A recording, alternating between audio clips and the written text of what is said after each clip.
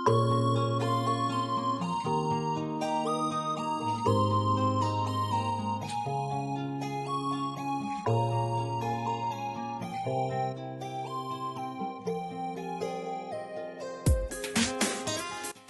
түлектерді мектеп бітірулерімен шын жүректен құттықтай отырып, алдағы сынақтан сүрінбей өтулеріне тілектес екенімізді айтқымыз келеді.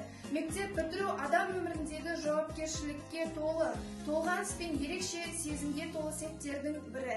Біздер 11-ші А сынып оқушылары Тұрар Рысқұлов атындағы нөмір 48-ші орта мектептің жас түлектері мектеп бітіру сәтінде орын алатын ысырапшылдыққа қарсы екенімізді айтқымыз келеді. Мен Әділбек қызы Диана, Тұрар Рысқұлов атындағы нөмір 48-ші орта мектептің 11-ші Б сынып оқушысымын.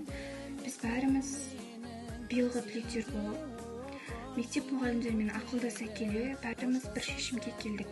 Биыл ешқандай да ысырапшылдыққа жол берілмеді. Ешқандай мектеп бітіру кеші, мейрамхана жалдау, ондай осы сынды іс-әрекеттерге біз жол бермеуге бекіндік. Біздің мектебіміз, оқушыларымыз, мұғалімдеріміз, бәріміз бұл іске түбегейлі қарсымыз.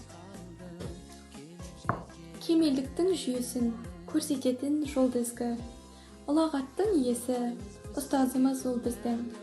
Жарқында ақ пейілді, айтатын әрбір сөзіңіз, анамыздан кейінгі ақылшымыз өзіңіз.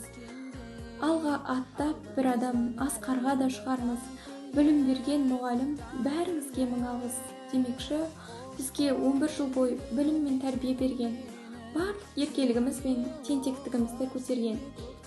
Және үлкен өмірге қадам басуға көмектескендерімізге үлкен алғыс білдіреміз. Біз мектепте озат болмасақ та,